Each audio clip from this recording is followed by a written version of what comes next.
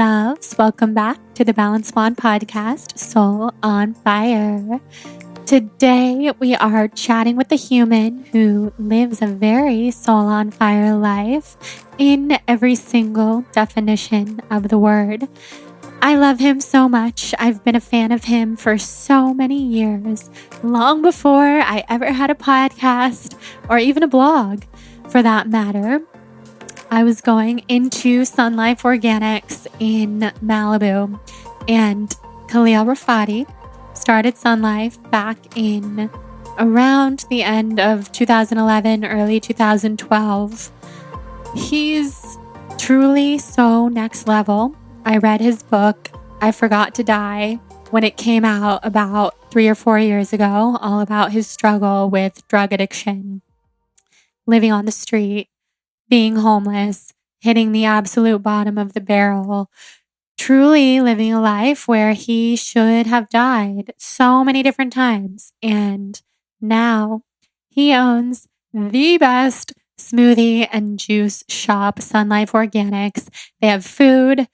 They have so many amazing, delicious organic smoothies and matcha and bowls and coffee and juices. And he has 400 employees, 10 locations with 5 on the way. So if you don't live in LA, they're opening now I believe they already opened in Scottsdale. They're opening in Austin, Tribeca, which I'm so excited about since I used to live in the West Village, and Tribeca totally has my heart, and they need something like SunLife. Where else? A couple other places that he mentions in the episode. So if you don't live in LA, hopefully soon you'll have access to SunLife wherever you live, because my projection for SunLife is that they're just going to keep growing and growing in the most beautiful and organic ways. Khalil's passion radiates through every single SunLife location. When you walk in there, the atmosphere is so blissful. There's crystals everywhere, some of the most beautiful, huge amethysts I've ever seen. Everybody is incredibly kind because I believe that kindness trickles down from the people at the top, Khalil and his business partners, and his zest for life is displayed in the amount of time and energy he puts into sourcing every single ingredient. If you follow him on Instagram, which you should if you don't yet, Khalil Rafati, he shares all of his travels to places like Peru and Japan, where he sources his maca and his matcha and a bunch of different superfoods from all over the world. What did he tell me that he sourced in Brazil? We talk about it in this episode. I guess we'll find out together when we listen. I just recorded with him and my mind is spinning because I'm so inspired by him. If you guys have been listening for a while, you know that I kind of have this thing where I can see people's faces shapeshift into their souls, and they're kind of just like see their souls on their face. You could call it their aura. I can literally see their heart radiating through them when they're a very tapped in person. This usually happens with shamans and people who have done a lot of inner work. And the whole time that we recorded this interview, Khalil's face was lighting up in these bright white lights. And I was honestly getting distracted because his face was just shape-shifting in the most beautiful way. I can't even tell you guys how beautiful and pure his soul is. He has risen from the depths of despair and such just a difficult life, just heartbreaking childhood, an adolescence of crime and violence. He's a convicted felon. He was homeless on the streets of downtown LA, addicted to heroin. Just as he'll explain in this episode, his skin was rotting, his teeth were falling out. He was not looking too hot. And if you ever get a chance to read his book, I Forgot to Die, which I highly recommend, you'll see his photo on the cover. He looks nothing like that today. He is so strong and healthy. His skin glows. He takes such good care of himself. He eats completely organic food and he lives a life of love and spirituality and healing and inspiration. Ugh, I could just go on and on. I'm so inspired by him. We tell a little story in this episode about something really kind that he did for Jonathan, my fiance, back in the day when Jonathan was young and didn't realize how much organic smoothies cost. So there is just a whole lot of amazingness happening here, and I'm so excited for this episode to come out. So, Khalil, you are incredible. Thank you so much. I can't wait for you to come on 100 more times because we could talk forever. He brought me a SunLife matcha with oat milk and raw honey, and I feel so good right now. I feel lots of clean energy and adrenaline from this matcha. It's the best tasting matcha I've ever had.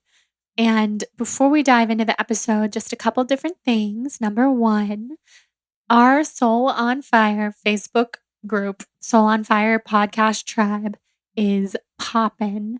And we've gotten so many new people in the group lately, introducing themselves and setting up meetups in different towns that they live in all over the country. Well, there are people in it from all over the world. So hopefully we'll have some international meetups happening soon. But I'm so inspired by everybody in that group and just your willingness to share and help people with what they're going through. We tell our triumphs and our victories in there. And if you're in the group and you haven't shared yet something that's happening in your life, good or bad, because we're there to support you, please do. And if you're not a part of the group, head to Soul on Fire Podcast Tribe on Facebook and join. I'm having a lot of fun hanging out in that group and connecting with people. You guys are so awesome.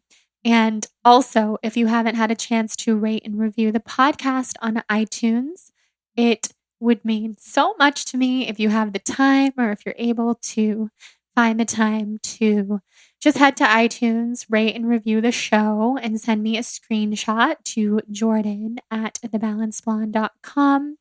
I'll send you my yoga ebook for free. It's 200 plus pages of yoga flow and breaking down poses and telling my yoga journey, Sanskrit glossary, etc. Very, very excited to share that with you guys. So that's a free gift if you're able to rate and review the podcast on iTunes and send me a screenshot. And lastly, before we jump into this episode with Khalil, let's thank our sponsors for today's episode, the fabulous Silver Fern. So I love Silver Fern so much that I'm actually creating a product with them. This is exciting, and I haven't talked about it that much because products take quite a bit of time to come to fruition. But when we're able to share what the product is, I will. And I want you guys to know this is something that I've wanted to exist for a while, which is why I went to them and asked them if we could do this together. I love the people behind Silver Fern brand. Charity Lighton was on episode 106 of this podcast. Go listen to it to learn all about gut health, digestive enzymes, probiotics, and her incredible story helping her husband heal from cancer and just taking care of him and being an amazing wife and mother. Charity is a goddess in human form. You can use the code BLONDE at silverfernbrand.com to shop the best probiotics on the market that are scientifically proven to live once they hit your gut and actually do the job of spreading the good gut bacteria in your tummy, which is why we take probiotics in the first place. They have incredible digestive enzymes that I take with every meal that I've also gotten my parents hooked on. They have kids products, they have fiber, they have everything a healthy person could want in their tool belt. So check them out. I'm such a huge fan of Silver Fern. Go to silverfernbrand.com. use the code BLONDE at checkout and check out all the educational videos that they have. They can teach you all about gut health and why it's important. As you guys know, I only have sponsors on this podcast who I use every day, who are rocking my world and who are kind people. Because if we've learned anything from this interview with Khalil, which I can't wait for you to hear, it's the people behind a company that make the brand. We could go so many places to get our products these days, but you want to, or at least I want to, support people who are incredible, who are also supporting small businesses like mine, and just being all around good people who are making the world a better place. So head to silverfern.com, use the code BLONDE, and shop around. Try the probiotics, try my favorite chocolate protein powder. Send me a picture on Instagram if you try and tell me how it is. And without further ado, let's head into this episode with Khalil, someone who inspires me just more than anything on this planet. Khalil, you're incredible. Let's dive in.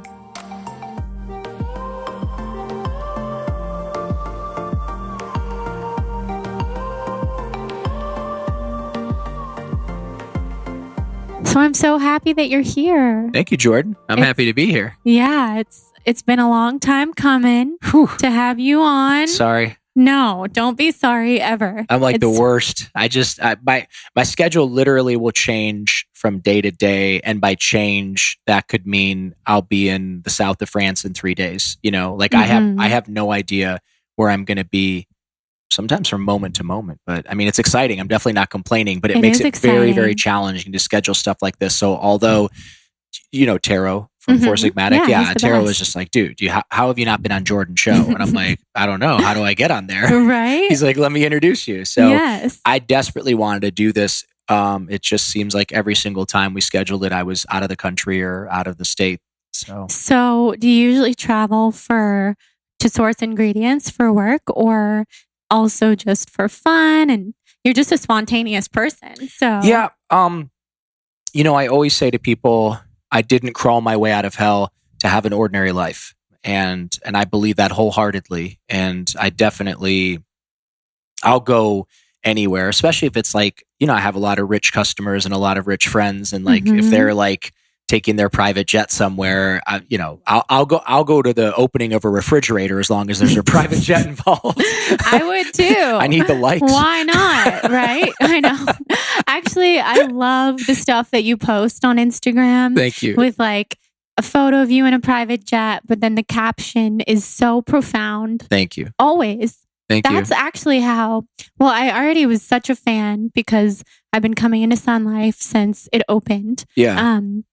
I read your book when it came out. I was totally flabbergasted just by your whole entire journey, which we will talk about. Yeah.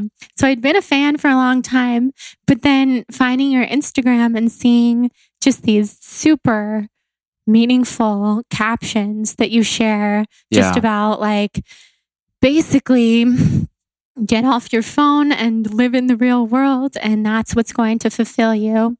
I think there needs to be so much more of that on social media and also just in life. Yeah. So, if there's awesome stuff going on, no one can fault anybody if you're on vacation or you're on some awesome trip or a work trip and there's cool stuff going on, post like it's going out of style. But if you're not doing something like that, or you don't have something deep and meaningful to say, get off social media.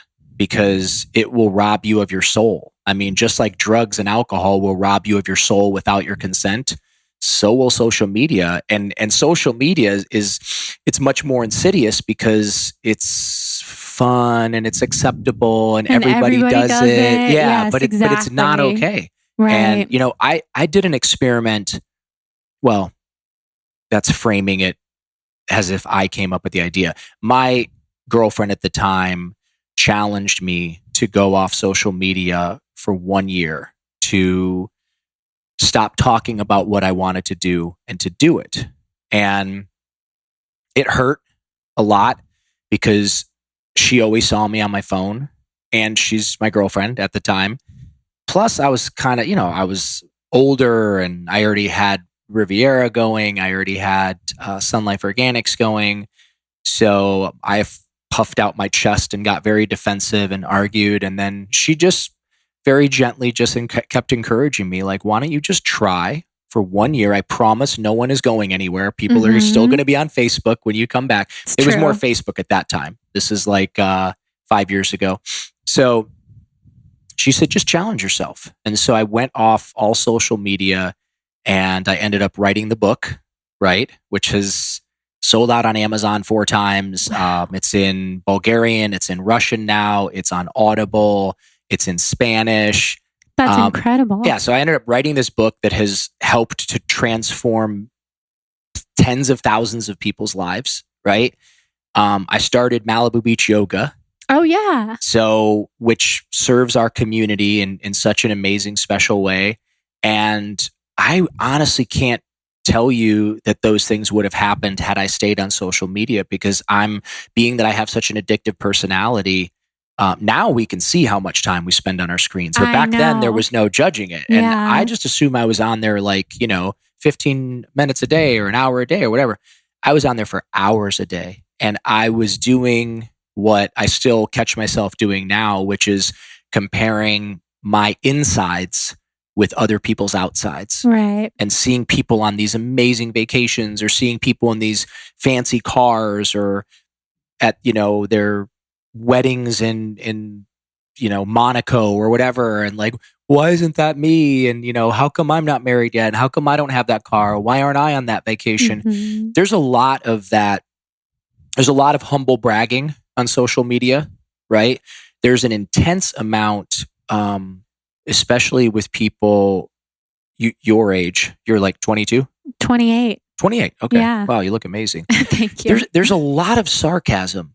There's a lot of like going on vacation and being on a white sand beach and propping your feet up and taking a picture and saying tough day at the office, how's the weather back home. And I see that all the time. It makes me cringe. It makes me cringe. And the truth is, when I'm on a personal vacation, like if me and my girlfriend go on a personal vacation, there's almost no posting at all. And the phone is off and social media is off for the most part.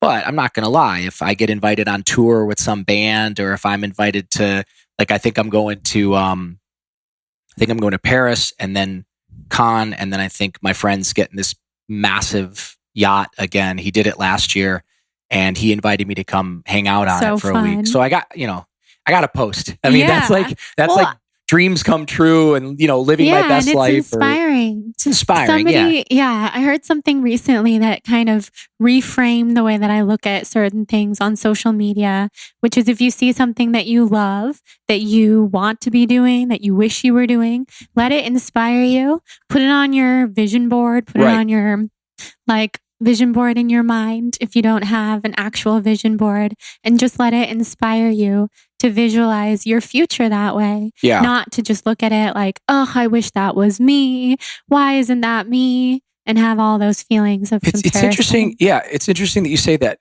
Can I hear myself in here? No, I these are new, and I don't know. Can't figure out how to hear yourself. No, okay. I've asked, like, that's funny. Trust me, it keeps happening. But does it bother you? No, not at all. Okay. So let me go back to the vision board thing, and also what I've noticed about people that are super successful.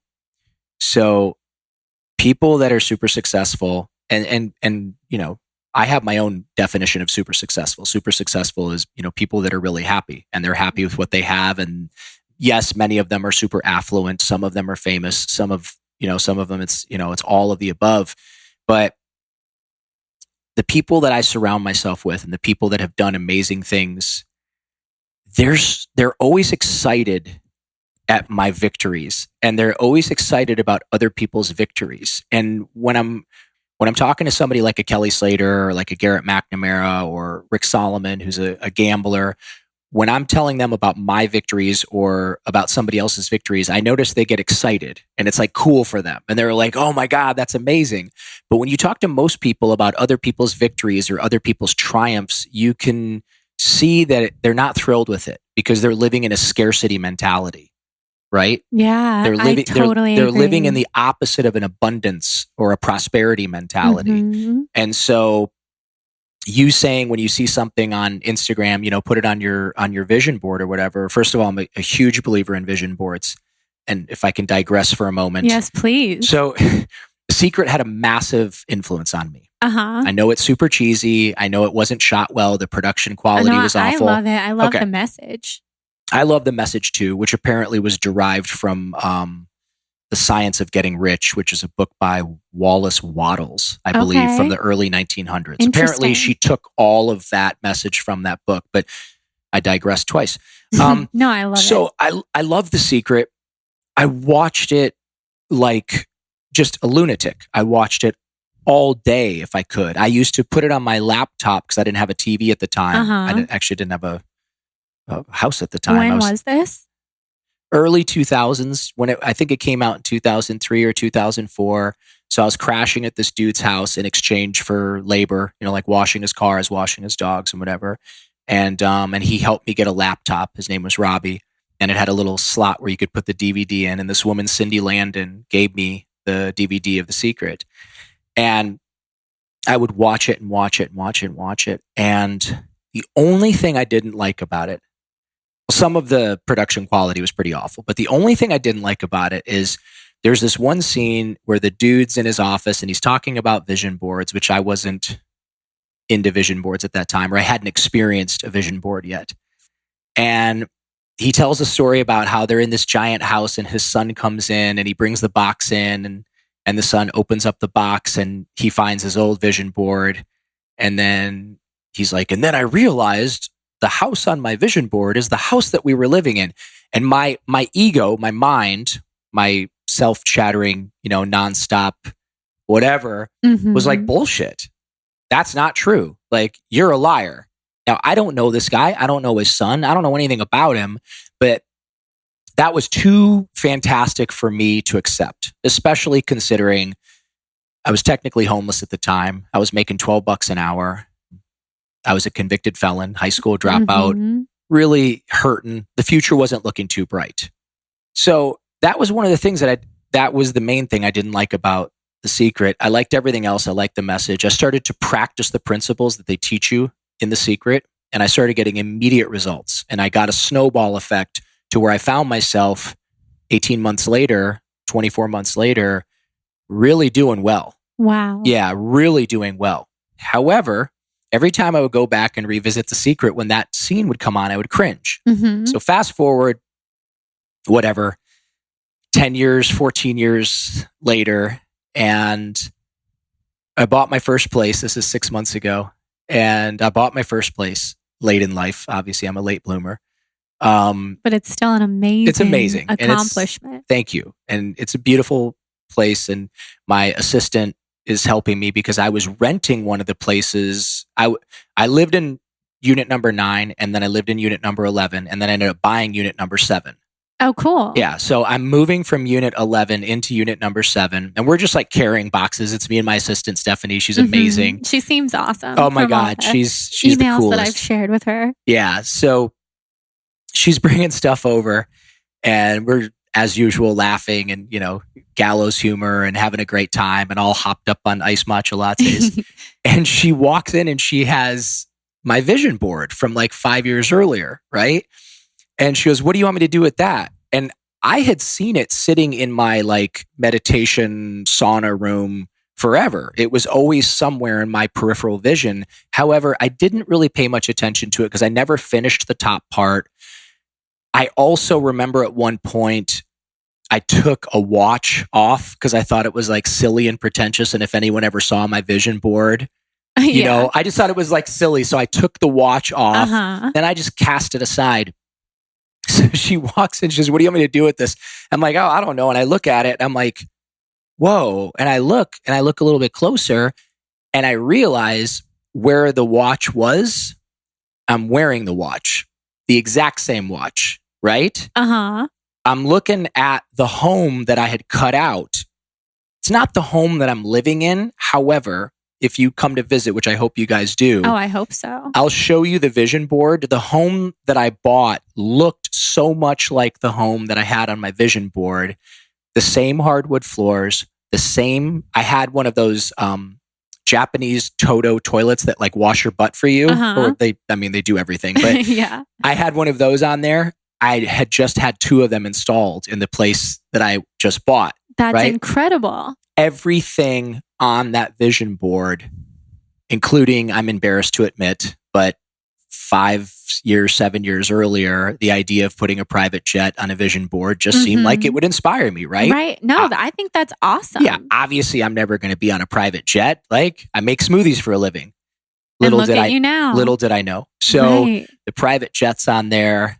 The house looks just like the house that I'm living in. The exact same toilets I just got installed. I'm wearing the watch that I was embarrassed, and I took off the vision board. I got it anyway. That's incredible. And the one thing that I put on there, which made no sense, and I remember gluing it down, I wanted it to look fancy because I wanted my life to look fancy on the outside. Obviously, being at peace and having peace of mind and being in love and all that stuff is the most important stuff ever. And I hope I don't sound like a pretentious douchebag right now, but not at all. I cut out this picture from a Rob Report magazine that someone had left in SunLife, and it had this giant yacht on it, like mega yacht. And I remember gluing it and thinking, this is stupid. This will never happen. This is shallow. You'll never get this. You're being an idiot. I heard like my dad's voice, like, you're a effing dreamer and you're an idiot. You're a bum and you're never going to have anything because you didn't go to college. But I put that yacht on there anyway.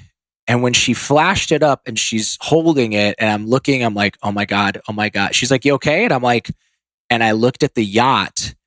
It was almost identical to the 350-foot yacht that I had spent 4 months earlier in the south of France on one of the Saudi royal family's yachts. And it was just like goosebumps. Amazing. Yeah, just goosebumps everywhere. And I'm like, nothing, just put it down. And she's like, okay. And I'm like, whoa.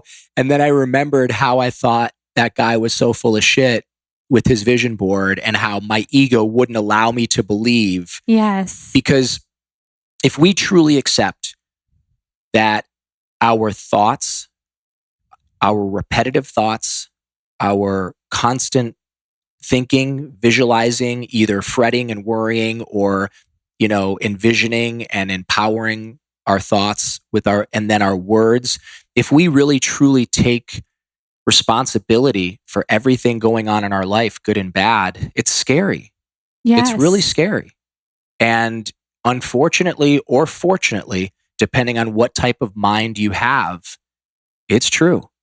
And the people that you say, when you see something cool on Instagram, be inspired by it, put it on your vision board, think to yourself, I can't wait until I'm living a life like that or something similar, right? Those are the people that are going to do well. And the people that are jealous and spiteful and, oh, well, she just has a rich boyfriend or he's just, whatever. Like, I heard he sells drugs, or I heard, like, those people most of the time have shit lives. It's the people that are negative and pessimistic. Not always. Bad things are going to happen to great people and great things are going to happen to bad people. But in my experience and my almost 50 years of living on this planet, if you're good to people and kind and loving, and you allow yourself to dream and you allow yourself to envision the type of future you want, the type of mate that you want, the type of car that you want, if you can picture yourself sitting in a serene environment with beautiful things surrounding you, and you really focus on that on a daily basis, sometimes moment by moment, and you're willing to get up and go to work every day because you can't just sit on your sofa, right? You can't just take pictures of your butt. You have to take action. Yeah, you can't just take pictures of your butt in a G-string, and you think that if you get a certain amount of likes, that's going to deliver the life that you want. You got to go to work. Right. Got to go to work. But whatever type of life anybody wants out there, it's available for them. And I'm living proof. If an idiot like me can become successful, then anybody can. But you're so much smarter than you think. I mean, you're so much smarter than you give yourself credit for, because just having the will to overcome everything that you have and accomplish everything that you have, and also to let go of your ego and leave it in the past and take a year off of social media. You've done so many things that are so incredible. Thank you. So you're not an idiot, but I know exactly what you're saying. That's debatable. I mean, I don't, maybe idiot is a little bit harsh, but I'm not smart, and I'm okay with not being smart. And I like being the poster child of not having to be smart or educated in order to live a life beyond your wildest dreams. I like that too. Yeah. That reminds me of my dad, who barely graduated high school, didn't go to college, experienced so much success, never believed he was smart, still doesn't believe that he's smart. Yeah, same. But look at what he's accomplished. Yeah. And same with you. So let's get into your story. Your life story is next level, incredible. Thank you. And I mean, everything that I read in your book a couple years ago just struck me so deeply for so many different reasons. But one of the reasons, I was madly in love with someone named Tommy, who I still love, will always love. My first boyfriend, first love, became a drug addict, and really, he's deeply depressed, and that kind of, I think, made him, that was his, that's why he loved drugs, because it kind of let go of all of his pain. Yeah. So for 10 years, I was very invested in just, let's get Tommy healthy, let's get him better. And it was my life for a whole entire decade. Whoa. So reading your book, and he also almost died so many times. Yeah. He's alive, and I'm so proud of him. He's doing a good job every single day. Good. But your story just impacted me so deeply, showed me that it's possible for someone who's just in the depths of hell to come out. Yeah. That is the reason why I wanted to write the book. I mean, it did turn into a profitable venture because I actually published on my own, which most people don't know. Oh, that's awesome. Yeah. Lion's Crest is like a paper straw. I don't know what the term is, but Lion's Crest is just basically a company that you pay to print books for you. Mm-hmm. So that I'm my own publishing company. Yeah, that's awesome. Yeah, but I wrote it. People like at each victory, at each level of success, at each year of sobriety, being away from drugs and alcohol, I just thought to myself, man, I want to help other people get this. I want to see other people get this. And in 12-step programs, I found it very challenging because I couldn't help people to the degree that I wanted to help people. And also, the unfortunate thing is a lot of people don't want to change. A lot of people might want to hang out with you because you're cool, or because you hang out with famous people, or because you have a nice car, but that doesn't mean that they want to be clean and sober. And I was going through some really tough stuff because I'm very codependent and I wanted people to get better. And if they did get better, I was very excited and it was amazing. And I felt probably more proud of myself than I should have. But then there's a flip side of that. When I founded Riviera Recovery and I had all these clients coming through there, the ones that wouldn't get better or the ones that just refused to get better, I took it personally and I blamed myself. And owning a recovery center for somebody as broken as I was at the time and as codependent and insecure as I still am, not the best move for my emotional and my thought life. Yeah, that would be hard. Really hard. Owning a smoothie shop where I make iced matcha lattes for beautiful, men and women and, guys and gals to come in, and my neighbors are hugging me and the husbands are high-fiving me and the hot yoga moms are hugging me and inviting me to yoga. Like, it's like everything I ever needed. It's a sense of community.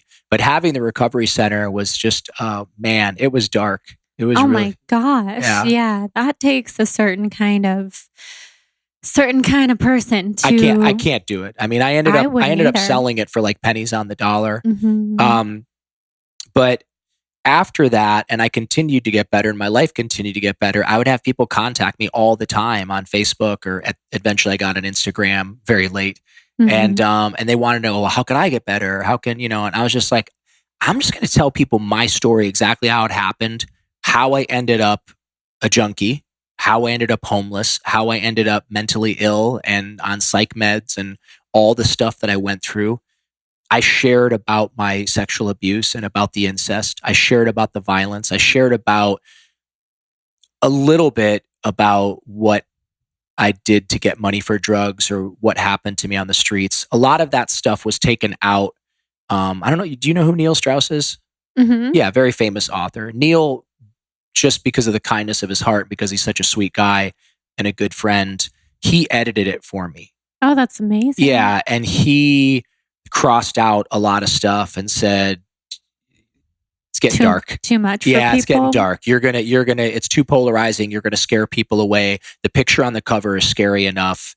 The stories that you have said so far, but let's cut the rest of it out and let's get to the recovery part. So I shared about all of that and what people end up walking away with once they read the book. And here's the most bizarre thing. 95% of people that buy the book and read the book aren't drug addicts. Right. They're normal people. Yes, who are fascinated by your story. Yeah, if there is such a thing as normal. But you know what I mean? Yeah. They're not, heroin addicts don't buy and read my book.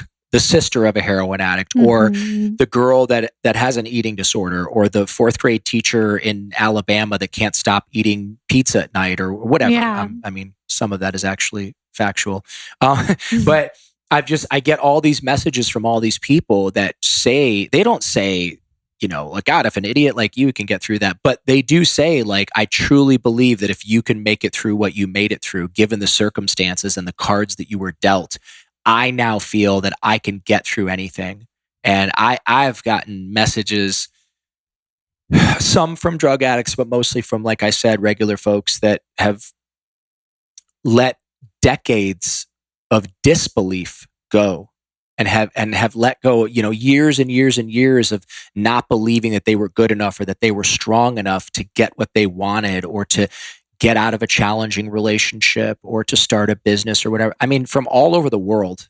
It's amazing. It is amazing. Yeah. Your story is reaching people far and wide. Thank you. So let's tell people your story here on this podcast. Sure. If we could just back up to how did it all begin? It began with a really bad childhood, which I've already kind of hinted at. Really bad immigrant parents from different countries, and a much older sibling that was put in an orphanage for a number of years and then brought out of that orphanage. And I'm fairly confident whatever they did to him in that orphanage, he was 8 years older, half sibling, than he ended up doing to me, which, you know, pretty awful. And not just, you know, it's not just sexual abuse. There was a lot of violence. There was a lot of there's a lot of bad stuff that happened. My parents didn't know how to be parents, and I love them dearly.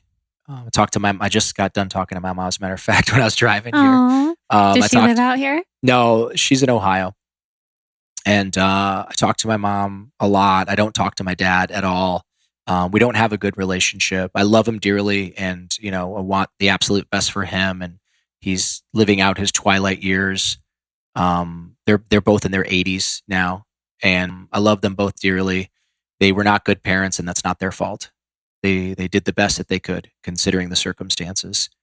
There were other people that were much, much more challenging to forgive and to let go of. There was a much older, you know, in his late 30s, there was a swim coach that took advantage of me sexually when I was a child. And that is something that I've gone back and forth with. There are times when I'm completely free of resentments and anger, and because, you know, in order for me to live a great life, I have to forgive everybody and I have to be resentment free.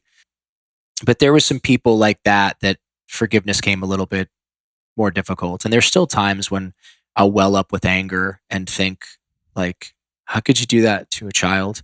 You know, it's just, and my dad, you know, with the violence against my mom, it's the same thing. Like, I've talked about this a lot recently. Like, I remember the old black and white films and the Humphrey Bogart, and how it was completely acceptable to slap a woman if she was crying or acting the sexist term that men used to use called hysterical when they would describe a woman. You never describe a man as hysterical. Right. But I remember watching those movies, and, you know, they would slap a woman and then she would miraculously snap out of being hysterical. I get that. It was a cultural thing. I understand that It was accepted. The type of violence that I witnessed was not that. It was not slapping. It was bloody and it was violent and it was more, there were more fists involved. And I've had some exes say some horrible things to me, and I've said some horrible things to some exes, as we all do when we're in our teens and 20s, and hopefully not anymore when we're in our 30s, except on rare occasion. I've been kicked in the balls by an ex. Can't say I didn't deserve it.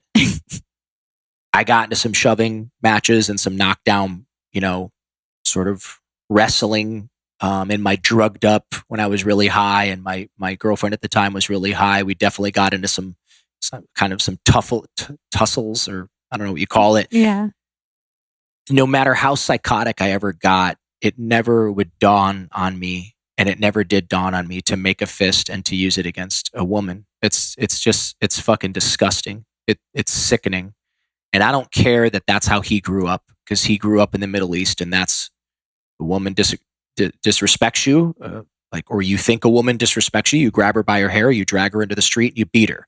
That's what's going on in the Middle East, whether people want to admit that or not, or talk about that or not. And I'm not, not everywhere and not in every household, but you live in Saudi Arabia and you disrespect your husband, or your husband perceives you as being disrespectful because maybe you set the cup down too loud, he'll grab you by your hair, drag you into the street, and beat you. And that is totally acceptable over there. So that's how my dad grew up. My father grew up in Palestine. And I don't want to beat up on the Middle East, because I went to Jordan and I met some of the kindest, most loving, respectful men on the planet. I have a Kuwaiti friend. I think that's how you say it. I have a friend from Kuwait, so I don't sound stupid. I have a friend from Kuwait that went to Pepperdine University, and my God, if I had a daughter, I would want him to be the husband. I mean, he's such a beautiful young man. He does comedy, and he does like a docu-series television show, and he graduated from Pepperdine. He's a Muslim, and he's one of the most beautiful human beings I've ever met in my life. So there are millions of Muslim men out there that are amazing and loving, and obviously many more millions Muslim women out there that are amazing. But there's a lot of violence and misogynistic behavior towards women in the Middle East, and anti-gay stuff, and gay guys being thrown off the roof, and anti-Semitic behavior. And having said all of that, it doesn't make it okay for what my dad did. And when I confronted him, strangely enough, we were in Jordan together, and when I confronted him, he said, "I don't remember." Really? He said, "I don't remember." And I said, "I'm sure you don't. I would have blocked that out as well. I've blocked out some pretty horrific behavior." And that was it. I let him know, "I love you. You're my dad.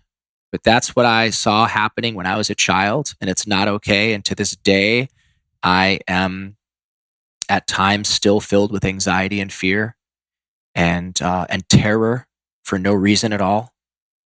And I'm coping with that, and it's not okay, and it shouldn't have happened.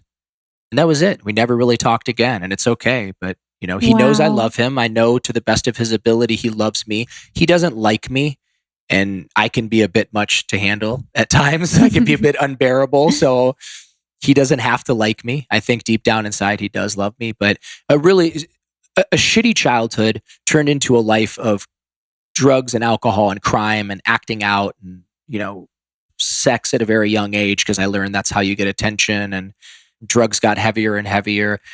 There was some good times in my late teens. There was a friendship I had with a girl named Corey Kiefer, starting in junior high, and still best friends to this day. She lives in Manhattan Beach now. I love that. She's from Ohio as well. That's incredible. She's amazing. I'm not going to talk about her because I'll start crying. Oh. But Corey Kiefer was incredible, and Claudia. There was a girl, Claudia, that I dated for many years. They were both so patient and loving. They were both Cancers, which I find interesting. Yes, Cancers are amazing. Yeah. What's your sign? Libra. Me too. Really? When's your birthday? October 7th. Mine's October 11th. Awesome. My mom's October 5th. Really? Yeah, I love Libras. I love Libras. Yeah, Libras are the best looking, the smartest, and the most humble. Libras are the best. I'm just kidding. I love Libras. We always strive for balance. We but strive we're not, for balance, we but are we not don't balanced. have it. Exactly. Yeah, I have balance until you put a bag of Doritos in front of me, Totally. or a pizza from Demori's Pizza. Yeah, I have my things too. Do you know your moon sign and your rising? Yes, my moon is in Virgo and my rising is Gemini. Okay. Yeah. I like it. Yeah. Do you know your human design? I don't know my human design, but I know that I'm a rooster. I was born in 1969, so I'm a rooster. And I'm very much a rooster. I have the characteristics of, the tiniest little animal running around the barnyard thinking that he's in charge. I think Jonathan's a rooster Really? too. Yeah. It's a funny sign. Because if you think about it, the bad side of a rooster is they're an annoying, loud, obnoxious, egoic little bird that thinks, when they wake up, everyone else has to wake up. The beautiful side of a rooster is they are literally the bringers of light. Mm-hmm. So they were the symbol of Hermes, or I don't even know how you say it, but the original god. Yeah, they were the symbol as the bringers of light, because we get up before the sun rises, which I do, and we call out to the light and we bring the light. So roosters love that. Yeah, roosters are fascinating. I never knew that. Yeah. I've never gotten into that side of into Chinese astrology. Yeah, exactly. Yeah. But I'm the horse. So, that's awesome. Mm-hmm. Wow. Anna was a horse. Anna, the girl from Iceland in the book, the one that. Oh yeah, that's amazing. Yeah. We need to figure out your human design. We'll have to look it up. Okay. So some good times, some bad times, some cool times. There's a bunch of stuff in the book, fancy stuff like working for movie stars and rock stars and hanging out. I worked with some cool people. I worked with some cool people. And then just my desire to destroy myself, my desire to first numb myself and party, and then eventually anesthetize myself, and then ultimately to start seeking oblivion with the passion of a drowning man seizing a life preserver. That's kind of how it went. So just really, and the wheels came off, and I overdosed and county jail and overdose. And I'm just one of those idiots that I hit bottom, and then I got out a shovel, and then I hit bottom again, and then I got out a pick and a shovel. And I kept going lower and lower and lower to the point where I was a walking corpse. I was 109 pounds. My teeth were falling out of my head, chunks of hair missing from my scalp, ringworm, scabies, filthy, just rotting from the inside out.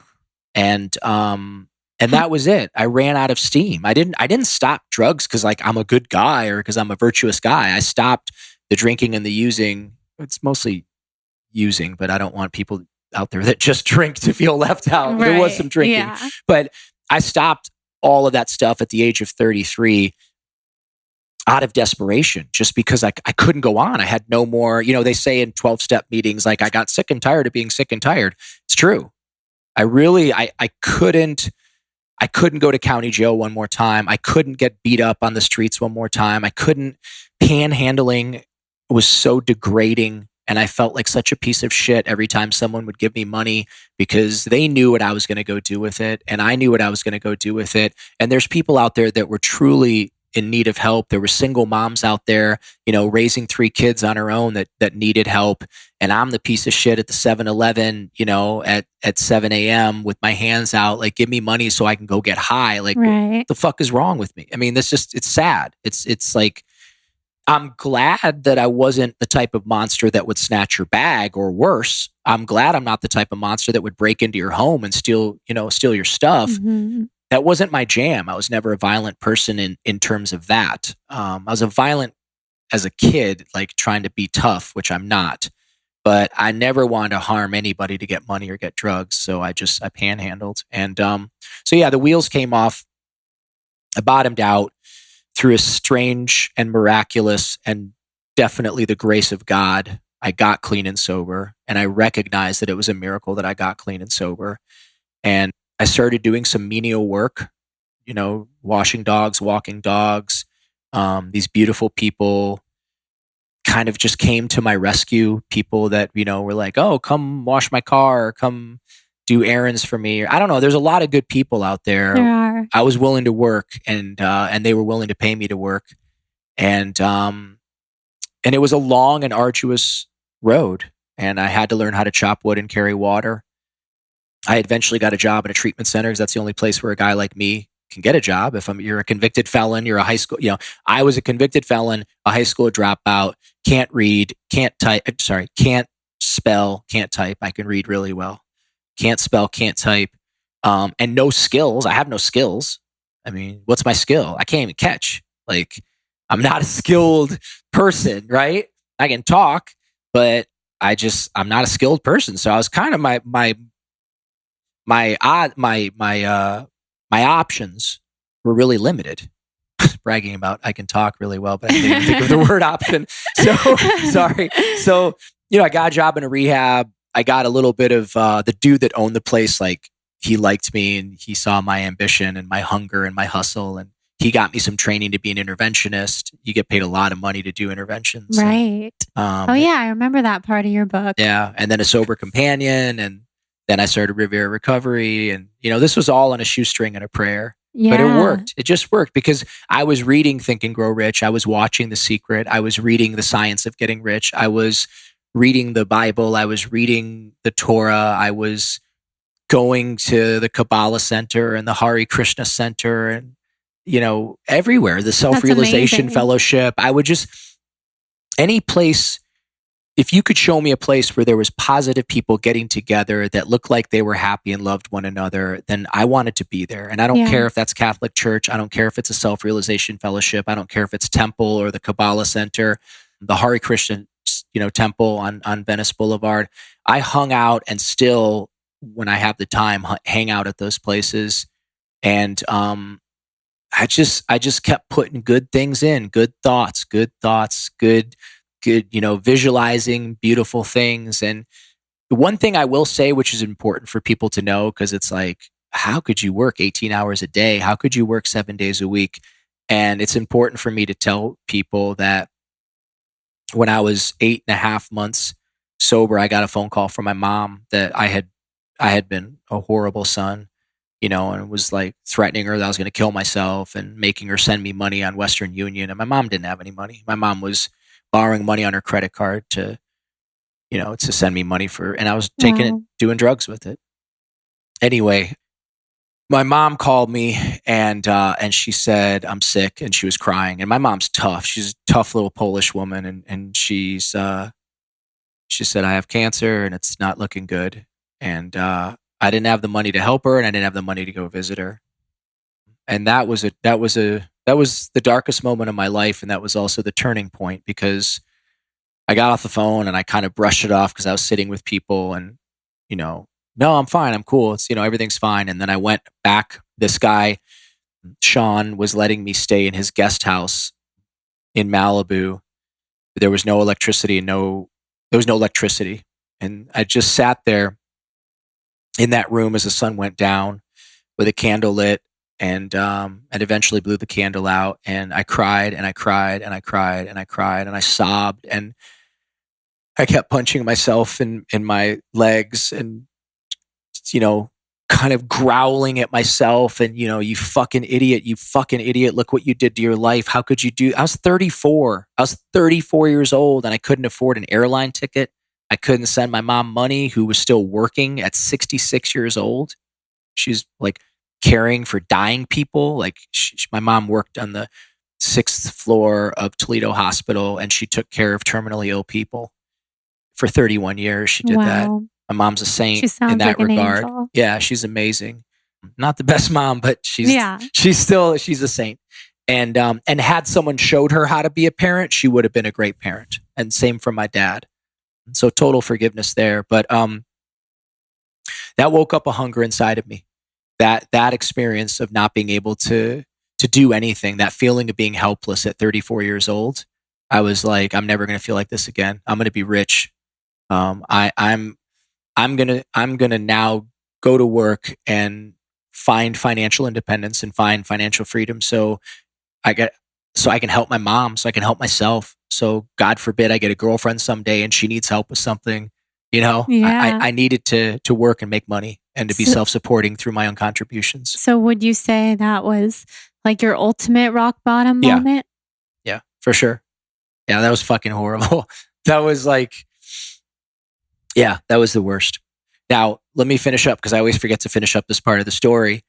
So I went to work. I went just doubled up. I went and got a job at another rehab, and I was still walking the dogs and I was still washing the cars. And then I was, at that time, Billy Bob Thornton had these two really cool kids named Willie and Harry, and their mom, Pietra, who's this awesome woman. She hired me to like be their manny, to like teach them how to boogie board and overpaid me. And they were great. They were like a little family for me. And I worked my butt off and I saved every penny. And I ended up within 2 years saving up enough money to go back to Ohio. My mother beat the cancer. And I was able to say to her, I'm going to set up an annuity for you and you're never going to work again. You're 67 years old and I'm going to buy you a house. And I put a down payment on a house.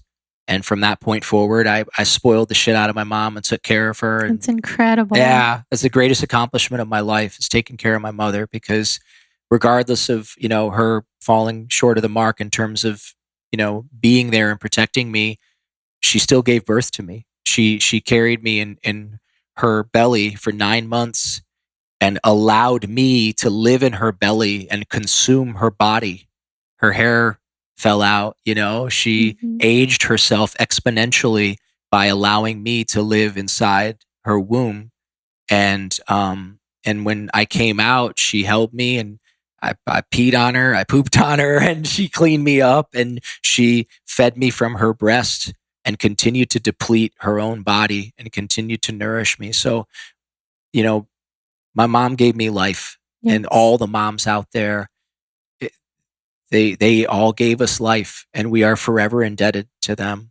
And I'm not bashing on the dads. I don't have a good relationship with my dad, and my opinion of men in general is still not the greatest, just from what I went through and from what I witnessed and from what I witnessed from my own behaviors.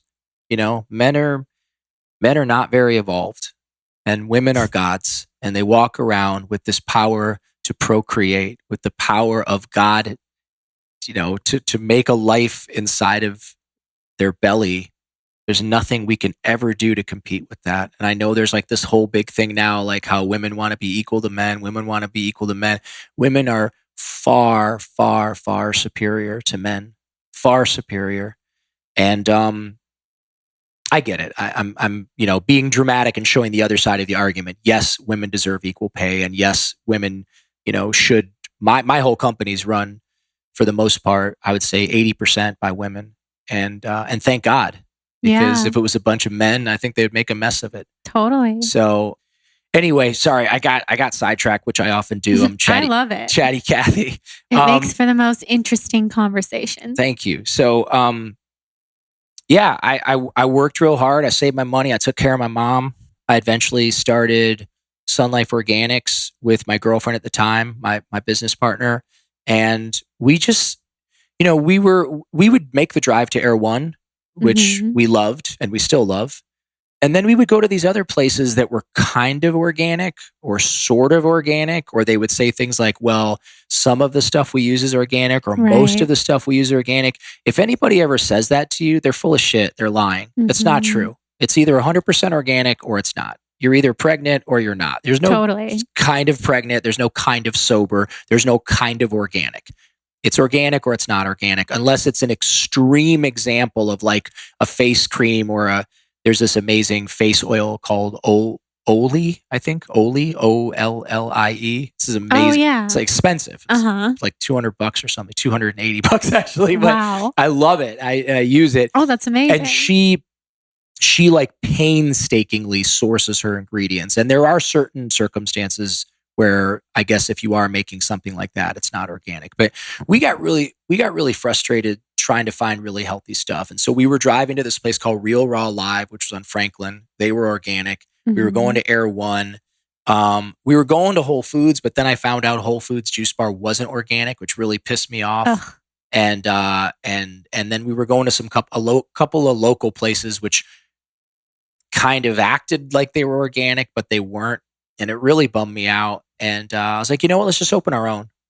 And we opened it up with those intentions. Like, let's open up a place where everything's organic, where everything's amazing. Let's hire cool, like local kids instead of shipping poor, unfortunate people on buses that live 3 hours away, bus ride, shipping them in and sticking them in hairnets and shoving them in the back. Let's just hire a bunch of like local people, Yeah, you know? which you totally have. And that's totally the have. vibe in all of the shops. Yeah.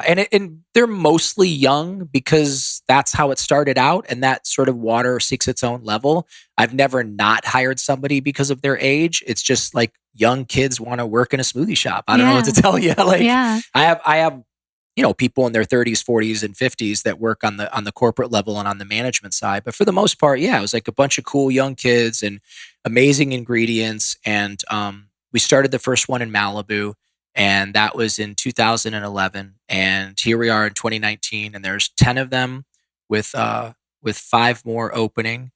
And it's amazing. I mean, I'm like that guy that like the worst fucking loser, you know, drug addict, degenerate, high school dropout, on welfare, food stamps, like, you know, born to lose metaphorically tattooed on my forehead.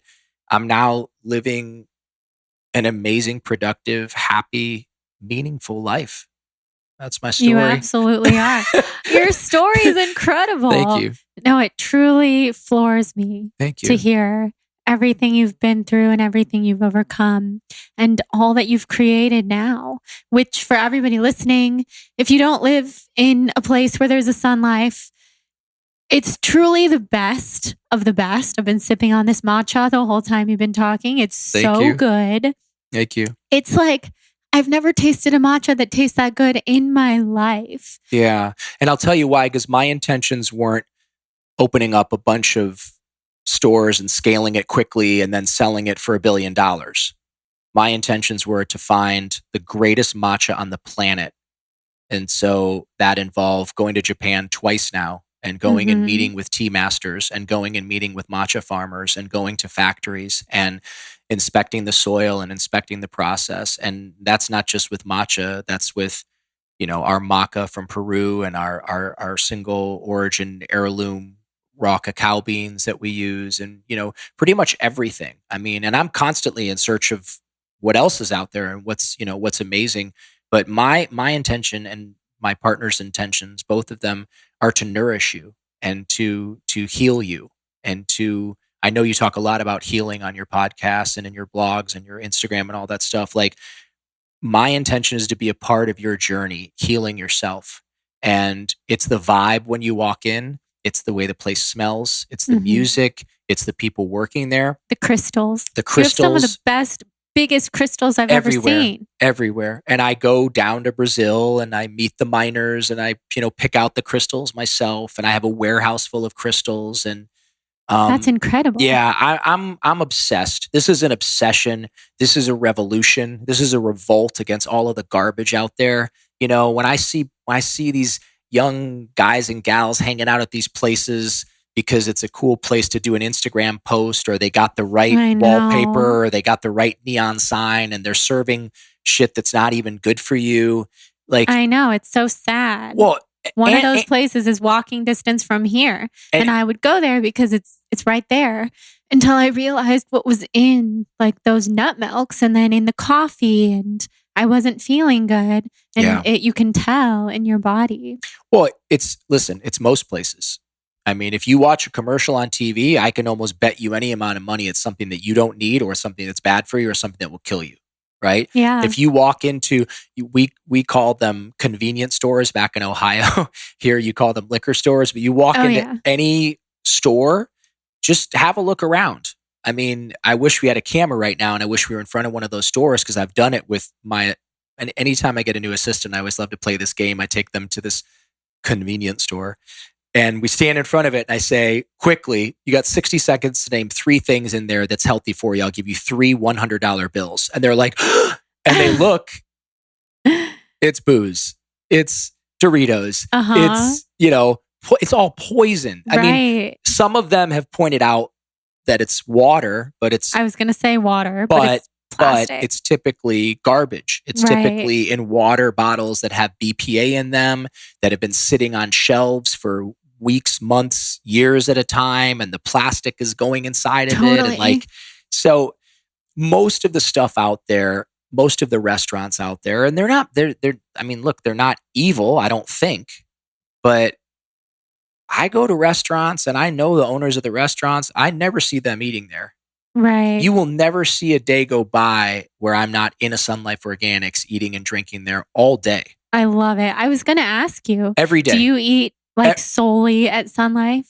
No, not solely at SunLife. So I go to Bel Campo. I go to Justa. I'm not a vegan or a vegetarian. Sorry to offend probably half of you. No, there's a lot. We're very open. Okay, here. I was a vegetarian for 12 years, and I did the whole like raw vegan thing for like, I think it was like 9 months or 7.5 months or whatever it was, and I became really sick and really spaced out, and I was starving all the time. And the way that my body operates, and I don't think everybody's body's different, and everybody's body is going to respond differently to different foods, right? That's just reality. Yeah. Do we need to move more towards a plant-based diet as a species? Yeah, or we're going to die, right? I mean, it's common sense. We got to, and a lot of my day, and sometimes meant like all of my day, will be spent strictly vegetarian or strictly vegan. But I got to be open and transparent. Like, eggs work for me, and grass-fed, grass-finished, meat works for me. So if I'm going to eat that stuff, I'm going to know the origin of it, And the woman that runs Bel Campo, she's got a 20,000 acre ranch up near Mount Shasta. And those animals roam free and they live a good life. They live for years with their babies. They drink spring water. They eat, wild grass that comes up out of the ground. And they are harvested in the most humane way possible. And I know that for a fact. And I have many friends that have actually visited their slaughterhouse. And, my friend Rick is always like, yeah, man, but things shouldn't have to die in order for you to live. And I'm like, yeah, but we're all going to die. We're all going to die. True. The animals are going to die. We're going to die. I don't feel personally, and again, I know I'm upsetting a lot of people out there, but I just don't feel personally that we were put on that on this planet for the sake of like saving the animals. I believe I was put on this planet by my creator so my soul can evolve. And there's a lot of amazing vegans out there. My business partner happens to be one of them. And is your business partner your ex-girlfriend or? That's one of them, but no, Rick, who's more of a financial business partner. He's like hardcore vegan. He's a lot of his buddies are vegan, and he's horrified by my eating habits. Yeah. But he's amazing. Rich Roll is amazing. Darren Oline is amazing. I know tons of amazing vegan. Cindy Landon is an amazing vegan. And then I know a bunch of people that are not, and they're amazing too. I think Ben Greenfield is amazing. I think Joe Rogan is amazing. A lot of people out there that everybody's bodies are different. Yeah. So whatever floats your boat. I think it's much more important that we treat one another well and kindly, and we look out for one another, and just try to be my version of being the man that God intended me to be at this point so far. And don't think I don't think about it or debate it. But at this point in my life, me becoming the man that God intended me to be has very little to do with my diet. And my identity has almost nothing to do with my diet. And I think that I totally agree. Way too much emphasis put on people's identities. They're deriving their whole identity out of what their diet is. Men and women, paleo, vegan, whatever, primal. It's a little weird, man. People need to. Well, I've done it. I've defined myself as a hardcore vegan. That was my identity. Yep. That's how I started my blog. And then when I stopped being vegan, I had to face the reality that I need to discover who I am outside of this really strict label. Yeah. Tons of controversy. Oh, People were outraged. I've never gotten so much hate in my life. Yeah. Then I went vegan again. Yeah. And now I'm dabbling again with eating eggs and just always trying to treat my body in the way that it's going to feel the best and have the most energy and just thrive. Yeah. I mean, I grew up in a time, one of the good things about when I was a kid was that things like religion and politics and diet were saved for the family dinner table to argue with your relatives Right. about. Not, when that dude that owns Cafe Attitude, Cafe Gratitude. Gratitude? Yeah, sorry. Yeah. The dude They're that not vegan, right? No, well, I was just going to say, like, that dude is super cool and they provide amazing service for the community that we live in. They got awesome vegan food there. Mm-hmm. I would tell anybody to go there, vegan or not. It's delicious. An amazing place, right? He found after many, many years that his body worked better incorporating some animal proteins. And then he took it a step further and he really started to look into agricultural practices and what was going on. First of all, I hope people know that if you're a vegan, thousands and millions of animals are dying so you can be a vegan. I grew up in Ohio where corn and soybeans are grown, and after every harvest, there's always vultures circling, because once you run that tractor through and you harvest every field mouse, every rabbit, every coyote, every fox, every frog, forget about the insects, but all those little beautiful furry creatures are ground up. They're murdered as they're harvesting. This makes me so sad. It's reality. Yeah. And that is from people proliferating this message of, being vegans. Animals are going to die no matter what. We can take it down to the level of even the little worms and little bugs, but most people don't care about that. But a cute little bunny rabbit, you want to eat your soybeans or you want to eat that corn and, Oh whatever, gosh. well, know that you're murdering just as many animals. Commercial farming, like in terms of the cows and the pigs and the chickens and all that, is disgusting as well. I mean, I'm not defending either side. They're both disgusting and deplorable. That's why I seek out the farmers markets and the individual farmers. And if I'm gonna get animal products, I want them as wild as possible and as humanely harvested as possible. So, in terms of my own personal business, SunLife, I would say, is 90% vegan, vegetarian. We do use some like whey protein powders and stuff in some of our drinks. But like that's vegan. That vegan is, that drink delicious. Is vegan. And many of the drinks I drink on a daily basis are vegan. And you have bone broth at We do have SunLife, bone broth, which is delicious. Yeah. You know how that came about? How? A vegan. Really? Yeah. A 21-year-old girl named Frankie, who was hardcore vegan, called me from New York City, and she had never called me before. She got my number from her mom. And she was like, dude, you got to get bone broth. And I was like, is this a joke? I'm like, what do you mean, like marine plankton? And she's like, no, dude, plankton. I've never felt better. This shit is amazing. Like, you've got to get bone broth. And she was an athlete. And I brought it up with my partner and she was horrified. She said, you can't do it. And I said, we got to try. We got to try and see what happens. And bone broth is one of the biggest selling items that we have. We've got bone broth and we've got a couple of salads that have some animal proteins in it. But we aim to please everybody, and more importantly, everything is organic and everything is sourced with just a fanatical desire to bring the best of the best of the best. Yeah. Well, you're definitely living your highest truth, because thank you. You put your heart and soul into SunLife, and it shows in every single way. Thank you.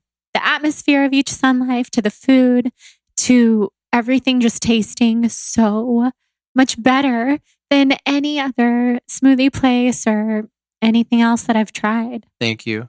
What makes it great today are the people that work there and the people that come in. Yeah. And the people are so nice. The best. They're so nice. Yeah. The people that work at SunLife, and on every level, from the people that make our juices at 3:00 in the morning and deliver them at 6:00 in the morning, to everybody there. And especially on the corporate level, the people that work on the corporate level are some of the kindest, most loving, amazing people on the planet. And they have to deal with, I'm a petulant child, and my mood swings and my temper, and I'm just, because I always want to do more and to be more. I wasted my whole life.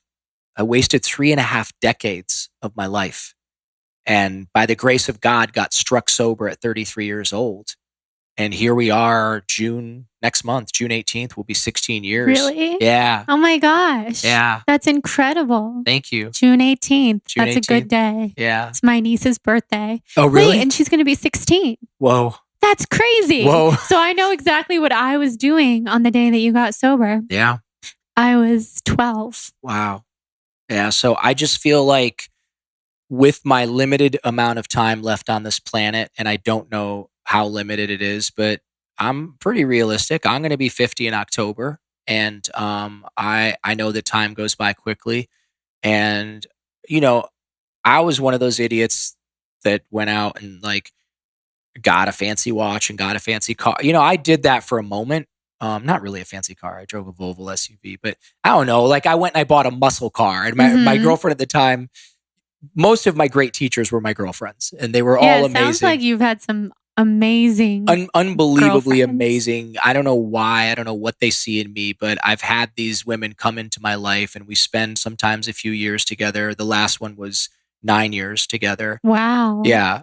And they're the ones that really, pull me up by my bootstraps and hold me accountable and teach me. And going all the way back to Corey Kiefer and and Claudia and Jamie and all of them. I mean, I've had such amazing women come into my life and nurture me.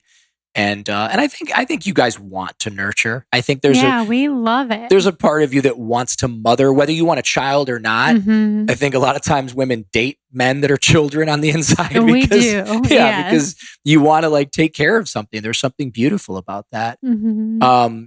And I'm incredibly immature and incredibly insecure, and can still be quite a mess. But yeah, I've had these amazing women come in and teach me so much, and my life gets better and better. But I'm smart enough to know that the watch, the car, the fancy Instagram pictures, that stuff's that's not going to fulfill my soul. But leaving behind a legacy, when there's 100 SunLifes across the country, and there's hundreds of thousands of people that are eating super healthy food every single day, and there's thousands of people that got to get a job in a cool place instead of having a boss that's a dick. Mm-hmm. I hated my jobs. I always hated my jobs.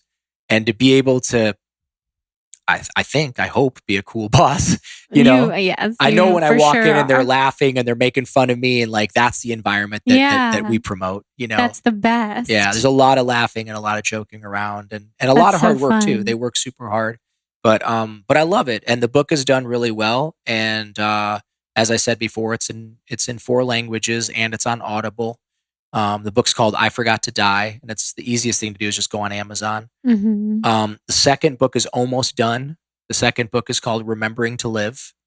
And that is the best sequel name ever. Thank you. And this is all about what you use in your daily life. Yeah, this is like my little secrets of how you become successful and what you can do to become successful, and how it doesn't matter what your circumstances are. You can just go and you can become as successful as you want to become. Yeah. But again, you got to get off the sofa and taking cute selfies every day, regardless of how many likes you get, unfortunately is not going to pay the rent, and it's not going to help you to find your purpose.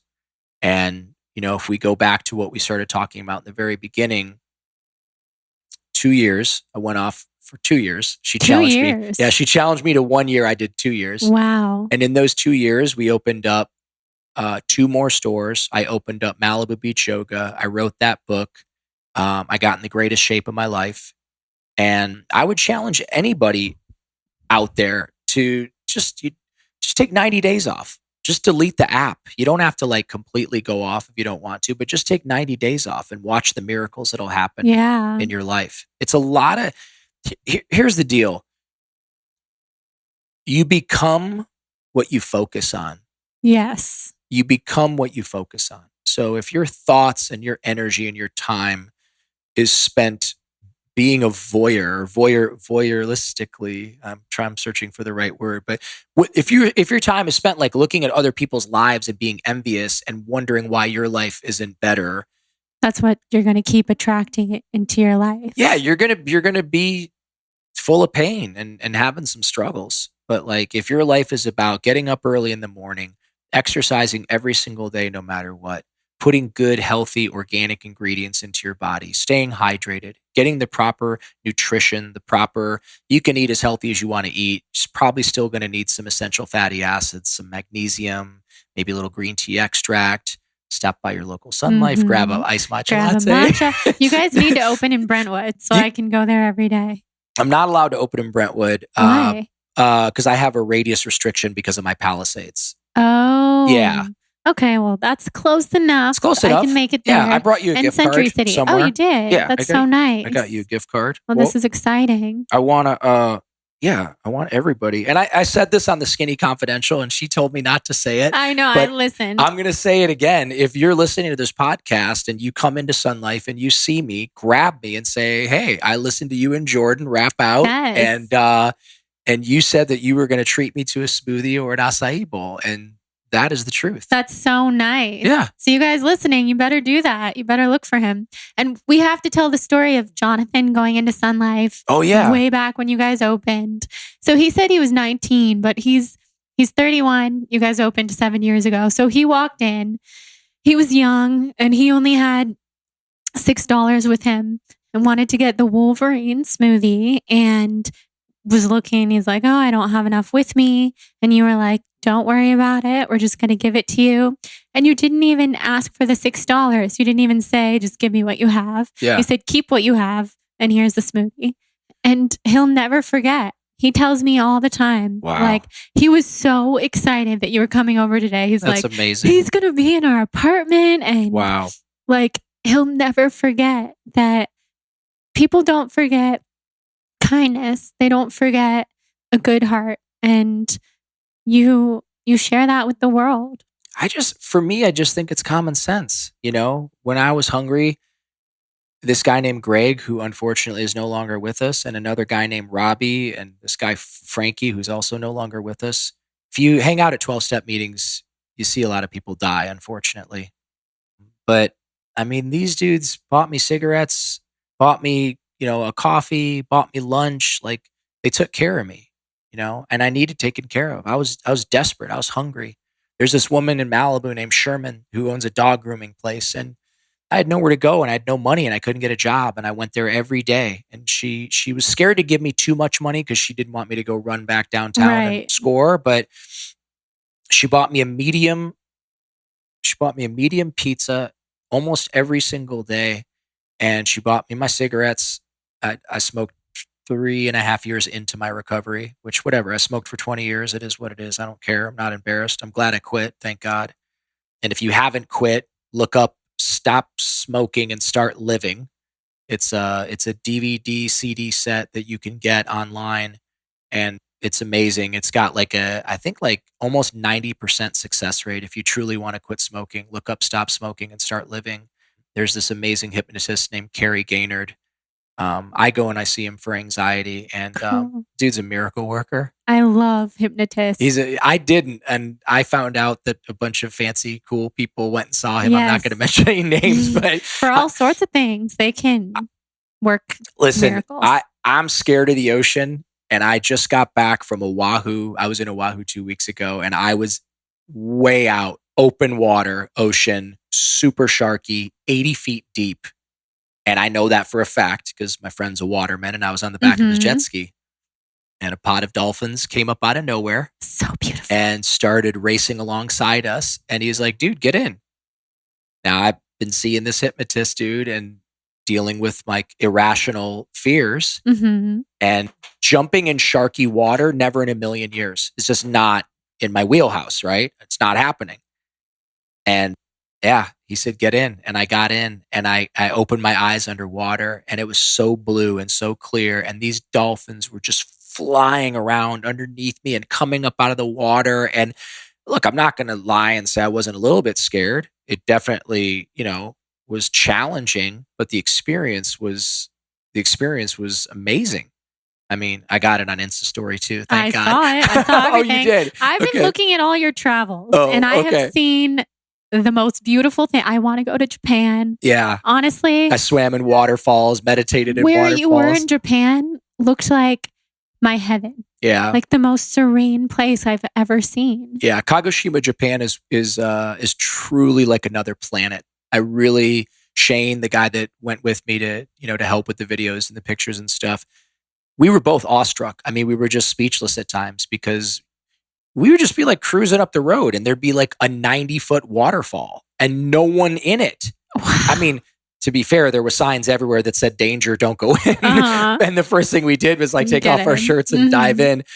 Yeah, it's pretty special. And life is really amazing. And my whole message to anybody, aside from like SunLife and wanting to make people healthy and, love, heal, inspire, which is on every wall and every SunLife that you go into, that came from me talking to the original group when we had 30 employees or 50 employees, whatever it was. There's 400 employees now. Wow. But when I was talking to the original large group and I said, guys, I'll bet any one of you in this room that every single one of our customers has a juicer at home.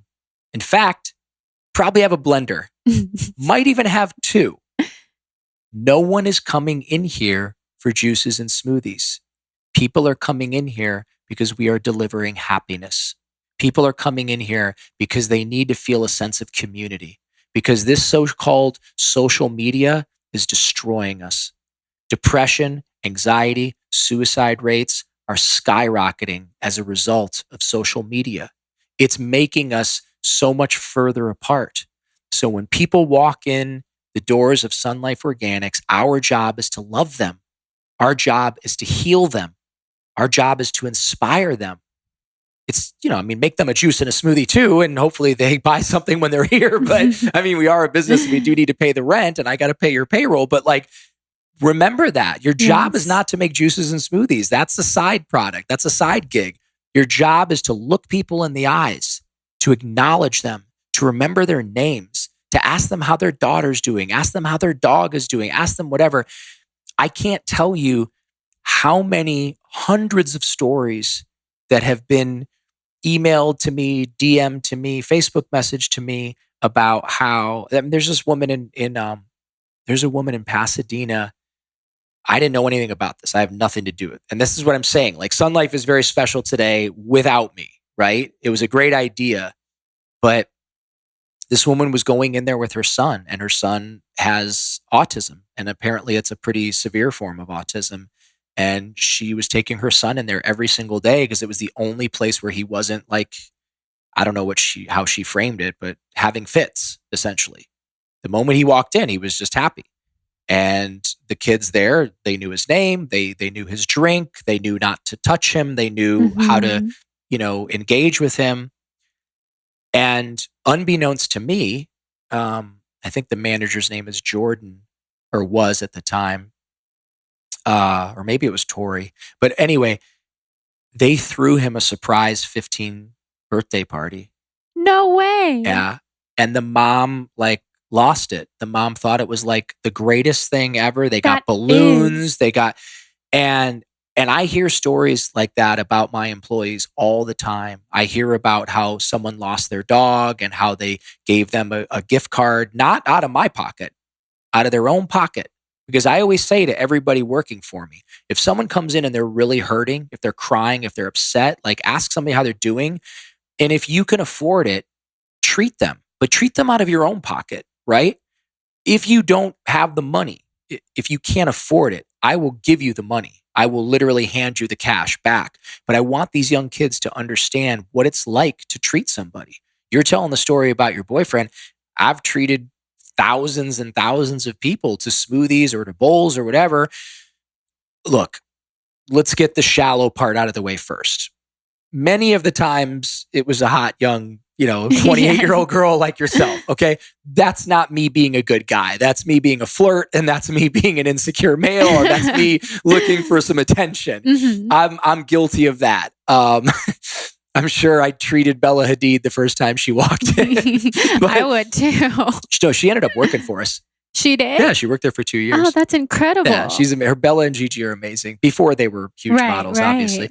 But But there's a lot of like, old ladies that were having a bad day, or like the mailman looked disgruntled, or like the delivery guy that was bringing in our stuff, like looked like he was having a really tough day. And I'm thrilled to treat people like that. And who benefits? You know the answer, because you're a giving, loving person. I benefit. Yeah, it feels when I'm good. treating someone, I benefit. I saw something in your husband or boyfriend, fiance. I saw something in your soon-to-be husband that I was looking at a mirror of myself. There was the light in him, the yogis say namaste or whatever. I honor whatever it is in you that's in me. Like, I saw a young man that wanted something that I had created. That Wolverine is my creation. Yes, and it's kind so of good. It's kind of like you saying like, hey, I love that one song, and me being the guy that wrote the song. Well, that was what it was like for your boyfriend to come in and to want that Wolverine, and then be like, oh man, I don't have enough money on me. And I'm like, cool, let me buy it for you. I mean, yeah. I'm the one that gets to feel great about that. And although I don't remember that particular experience, I hear stories all the time about people that had lost their dogs, or one woman in Calabasas who lost her husband. And when she came in and the girl behind the counter said, are you okay? And she said, you don't want to know. And she's like, I do. And she just completely broke down, started crying, and said, I lost my husband. He died. And she came out from behind the counter, and she said, can I give you a hug? And she said, yes. And she hugged her, and she treated her to a smoothie. And 3 years later, I was in Cross Creek, and this woman walks in, and she keeps looking at me. I'm like, do I know this woman? And she's in the line, and she's looking at me, and finally she gets up close, and the kid's ringing her up, and I'm like, hi. And she's like, you're Khalil, aren't you? And I said, yeah. And she goes, I'm like, I'm thinking she's gonna say, I read your book or whatever, right? Because me, it's about me. Like, pay attention to me. And she said, I just want to let you know that Rocky, who works at your Calabasas location, 3 years ago on this day, asked me how I was doing. And I broke down sobbing and crying because my husband had just died. And she treated me to my smoothie that day. And she said, I've been going into that store every single day since then, because it makes me feel good and it reminds me of my husband. And today is the 3-year anniversary of that. And I wanted to come and give you a hug and acknowledge you. And wow, that puts tears in my eyes. It was a heavy moment. And human being to human being, what took place in that situation was what was the reason why I wanted to start SunLife Organics. There was so much nurturing and healing that went on in my life with my little hippie friend Sean, bringing me juices and bringing me nuts and bringing me avocados and all that, and goji berries, and nursing me back to life from a 109-pound broken, shattered man into a 161-pound happy, healthy, athletic man. It took an entire village to raise an idiot. And that's the intention behind the brand. And you can't make that shit up. You can't fake that shit. There's no, Darren Romanelli, the branding expert who is a great customer and I love, did not help me come up with my fonts and my colors. Everything you see when you walk into a SunLife Organics is just the inside of my head. That's so all, cool. That's all it is. With your beautiful lotus flower. Yeah. And the Be Here Now. And the Be Here Now. People walk in and they're like famous on Instagram now. Everybody snaps there. People walk in and they're like, why do you have a unicorn with a rainbow horn on the wall? And my answer is always, why wouldn't I? Yeah. How could all you the things not? that make you happy. This is like having a unicorn on the wall is like just as cool as not having to use an alarm clock anymore because I'm rich. Right. Right? Yeah. It's exciting. It is exciting. Yeah. The inside of your brain. Yeah. Is a beautiful place. Thank you. Do you have a favorite on the menu at SunLife? Right now, it's the Keto Power Shake. And then I bounce back and forth in between the $1 billion bowl. And by the way, if you're listening to this podcast and you see me and you actually walk up to me and say, I listened to you on Jordan's show, you need to order the $1 billion bowl. I haven't had that yet. Well, it's a $35 bowl. Oh, so that's what they should That's what they should do. Yeah. Like hold me accountable. Yes. Yes. I need to try it. Anytime. Is it full of all the superfoods? It's got everything. I mean, it is massive. It's loaded up with collagen and vegan protein powder. I know that's a bit contradicting, but whatever. It's everything I want in the entire shop in a bowl. So it's got all your berries and all your polyphenols and all your antioxidants, but it's also got the vegan protein powder, which I love. It's It's got the collagen, lotus pollen, maca powder, raw cacao, goji berries, cashew butter, raw local honey, and like Brad is the dude that helped me to create it. Do you know Brad? You know the redheaded kid that works at SunLife? He's not a kid, he's 30, but I don't know if I know him. no, Brad helps me with the recipes, and he's amazing at it. He's getting so good at it, I'm starting to dislike him because now some of his recipes are challenging my recipes, and I'm not so sure I like that. I'm kidding if he's listening. So Brad is the one that helped me put everything together and make it palatable and make it tasty, and it's an amazing bowl. So I love the $1 billion bowl. I love the keto power shake. Oh, the matcha goddess, the smoothie. Ooh, I have to try that. Yeah. My favorite is the mint chip. Mint chip's awesome. It's so good. Yeah. That's like Brad's recipe. So thanks for Brad. Twisting the knife. It's delicious. Now but there's so many good. What I used to always get it's actually not on the menu anymore, like a paleo bowl. It was like some kind of grass-fed yogurt kind of thing. Oh, yeah. Bowl. That was good. My other partner said it didn't sell enough, so she took it off the menu. I used to always get that. Yeah. In between not being vegan anymore and being vegan again. That was I got it every morning. It's so good. Yeah. But everything else is good. Thank you. You don't have to worry about it. Thank you. Lots of great new stuff coming out. Second book coming out. I think there's a documentary coming out. These really cool dudes from Hollywood want to do a documentary called I Forgot to Die. So oh my God. Yeah. That's a huge deal. Yeah. So has that started? Yeah.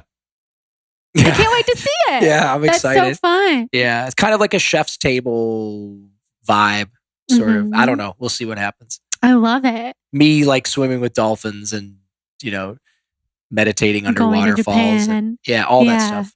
That's so cool. Yeah. So do you have a spiritual practice now that all these different spiritual aspects have influenced your own healing? Do you have like a daily practice? I do, yeah. It involves a lot of prayer and a lot of meditation, but I don't spend any time at all trying to name God or figure out the name of God. I just pray a lot. I pray before each meal, and I pray when I'm walking. I walk on the beach a lot, barefoot, and ground myself to the earth. I do sauna 5 or 6 days out of 7, both the barrel sauna, the giant one that gets really hot, as well as the clear light far infrared sauna. I have both at my place. My place is like small. I mean, it's not tiny. It's like, I don't know, 1,600, 1,800 square feet, but it's 3 levels, and I gutted it, I rebuilt it, and I made it perfect. So I've got the sauna, I've got the Japanese soaking tub that stays cold all the time. So awesome. Yeah, it's at 38 degrees. Oh, Jonathan would die. Yeah. He loves all that cold stuff. So I've got that. I've got the, I do the sauna. I do the cold plunge. I swim in the ocean. I like to do this thing where I like to go like pick up. I don't talk about this stuff, but you asked, so I'm going to tell you. I like to pick up trash on the beach when I'm walking, and for 2 purposes. Well, it makes me feel amazing and it's the right thing to do. But then also they have these garbage cans all along Westward Beach and Zuma Beach, and they're not that far apart, but they're far apart. And I walk at the water's edge because I feel like that's where you get the most negative ions and the grounding of the earth. But when I see the trash, I'll run really fast up to the garbage can, throw it in the garbage can, and then run back and then walk. So, I get really good exercise from that. Yeah. And, I try to, and this is a Mark Sisson idea. I didn't come up with this, but I try to like once a week or 2 or 3 times a month to sprint as fast as I can in the sand, just to be a kid again and just to release all of those hormones and whatever is going on when you're sprinting like that. I love yoga. I own a yoga studio, so I do a good bit of yoga. But my spiritual practice, because I have a very technical daily practice, but my spiritual practice is very much like if I were 4 years old and you were my mom, and every day I'm just going to say, can you please hold my hand? Can you please walk with me right now? Can you please show me the world the way that you want me to see it? Because you're my mom and I trust you. And I know you're going to protect me and love me. So my relationship with my spiritual practice or my relationship with God it's very, very, very simple and childlike. There's nothing ceremonial about it. I went through a lot of spiritual pride in my early sobriety. I went off to India for a month and went out to all the temples, and I went to Indonesia for a month and chanted and did the yoga and got all the right beads and the right, dots on my head and ceremonial headdresses, and I burned the right incense and chanted because this supposed hugging saint told me to chant this chant, and then this monk or lama told me to chant this other chant. Like, I used to have all the right chants and all the right clothes and all the right postures and all the right things to say. I got too caught up in that stuff, and it started to look like spiritual pride. I can be pretty articulate at times, especially if I have a little caffeine in me, and just caught myself sharing at 12-step meetings like a pompous asshole and getting away from the purpose of having a spiritual practice is to be close to God. And God, I feel like if I just communicate authentically in a simple manner, the results are much, much more profound. God, please be with me now. God, can you please hold my hand? I still suffer from anxiety and depression. I still suffer from sometimes an overwhelming sense of impending doom. And I'm still haunted sometimes by my demons late at night. If I wake up at 3:00 in the morning, I will go into this bizarre, like, I'm scared of the dark all of a sudden. I think there's something under the bed, or I'm scared there's something in the closet. I go into this weird, thing, and I just got to keep my relationship with my creator, with our creator, whatever, just super simple. Just, God, can you please be with me right now? God, thank you for this meal. God, thank you for the massive abundance and prosperity flowing into my life right now. When I'm walking with, shirtless and the sun's coming down, I'm going up Zuma Canyon hiking, I'll say, out loud, thank you for this perfect health, this perfect wealth, and this perfect love. And I just say it over and over again out loud. Thank you for this perfect health, perfect wealth, and perfect love. And who knows, man? Maybe I'm just one of those crazy whack job old men, like talking to himself now, whatever. But I'm just doing the best that I can in the day that I'm in. And I'm really, really giving it my best to become the man that God intended me to become. Be a good son, be a good neighbor, serve good food, be a good boss. I mess up every day. I'm still a jerk. So I walked in last night. My girlfriend was on the sofa, and we have a great relationship, and we very, very rarely argue. And I walked in last night. My girlfriend was on the sofa, and she was watching this show, Barry, that I love, but she was watching the newest episode. Which that's I know that feeling. What? And I'm like, what are you doing? And she doesn't answer because she's not an idiot. She's not a child, right? She doesn't even answer. I go, what are you doing? I'm taking off my shoes. And she says, why are you yelling? I'm like, because you're watching this. And she's just looking at me, and she's like, why are you raising your voice? And I'm like, because you're watching my favorite show and you're watching the episode that I haven't seen. And she just very calmly says, you've already seen this episode, and there's absolutely no reason to raise your voice. And I 3 more times said, I haven't seen this episode, and blah, blah, blah, blah, blah, blah, blah. And as I'm saying it for the 3rd time, the kid in the background says, Daddy, watch this. And she does a cartwheel. And I'm like, oh shit, I saw this like 2 episodes ago.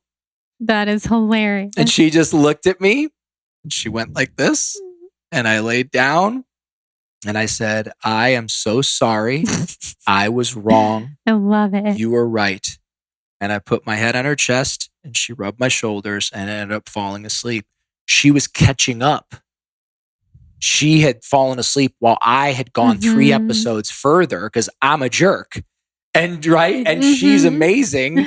And, I love it. That sounds like such a familiar scene. I mean, look, men are not that bright a lot of times, and women are much, much more evolved, and we got to get together because that sort of seems how Mother Nature works, unless, of course, you're into the same sex or whatever. But even that probably, you can be dealing with a petulant child at times. Yes. I'm really still very flawed and very insecure.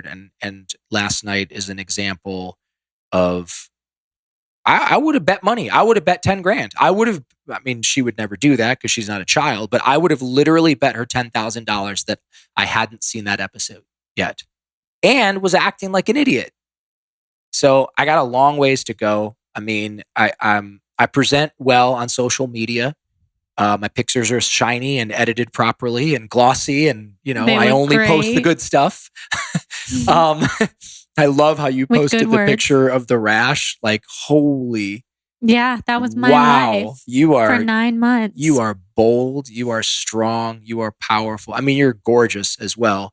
And you're even more beautiful in person, which I commented on one of your pictures. That was the best comment. It's shocking how much more beautiful you are in person. And it's it's always the opposite of that, Yeah. Especially with the so-called Instagram models. I know. Yeah. It's so true. Well, I have to tell you, you truly emanate. There's like light that comes out of your face. Like, thank you. I can see your soul through your eyes. It's pretty piercing. Thank you. When I look at you, like this happens sometimes. When I look at somebody, their whole face dissolves and I see it's happening right now. Wow. Such pure light. Thank you. So beautiful. Thank you. Well, I got nothing to do with that. That's my mom and me and probably a little bit of my dad and it's my your creator. Soul. Thank you. Thank you. I'm so happy that you're here. We could literally talk forever. Yeah, literally. So we'll have you back because we could talk about so many different subjects. We can talk about your new book, all the different things that you're going to teach people in remembering to live. Yeah. So remembering to live. Yes. Thank you so much for being here. My absolute pleasure. This was a lot of fun. It was interesting not being able to hear myself, but I know, right? So I need to figure that out. No, it's good. It challenged me to like get outside of my comfort zone and really like pay attention to what I'm saying. And no, this is good. Yeah. This is really good. I kind of like it. Yeah. Yeah. So where can people find you? People can find me 29169. Oh, talking about social media, SunLife cafes. People can find me at Khalil Rafati, which is KHALILRAFATI, Khalil Rafati, or at Khalil Rafati. That's on Instagram. I don't really do Facebook. I mean, if you went to my high school in Toledo, Ohio, and I see that, I'm going to hit accept. But in general, Facebook has just gotten weird. It is. Yeah. Weird. And mostly on Instagram stories, and usually at like any of the Malibu SunLifes. There's 2 in Malibu or Century City. I love going there as well. Sometimes Calabasas, Thousand Oaks, and Palisades Village as well. I don't make it out too much to like USC. I don't make it to the USC location that much. I didn't even know there was one over there. There's one on campus at USC, and awesome. I find it's super busy. We do really amazing numbers there, but I do find myself sometimes feeling a little bit sorry for myself if I sit there long enough and think like, man, this would have been cool, Like I'm not pro college. I'm anti college unless you know what you want to do. Like if you want to be a lawyer or a doctor or a film director or something that requires a college education and you know that, like go do the shit out of college. But if you're like young and you have no idea what you want to do with your life, like, I don't know, man. I don't like going and spending $200,000 to go get a degree in, what do they call it? Communications? Mm-hmm. Like go read a book. I agree. Go watch a totally documentary. Agree. Like I was such a dummy until I was in my early 20s and I started going to Lemley's Fourplex in Santa Monica. And the only reason I went in is because there was this like these 3 like really hot women on this movie poster and one guy. And I walked in, I didn't even know what a foreign film was. And I walked in and they start talking like whatever they're talking, like French or Italian or something. I'm like, what the fuck? What is this? And then I see the subtitles and I'm like trying to follow along and I'm trying to watch the movie and follow along or whatever. And I ended up going back over and over again because I wanted to understand the movie. Plus, it was beautifully shot. It was such an amazing movie. It was I'm going to forget her name, of course, but it was. I think I don't know how you pronounce it, but it's like Ibel Epec, like the beautiful episode or something like that. And it was about a soldier that had deserted the army, and he went to move in with this family because he had to hide, and all the daughters fell in love with him. Of course, such an idiot guy, 20-year-old guy thing, but like it was like, every guy's fantasy when you're 20.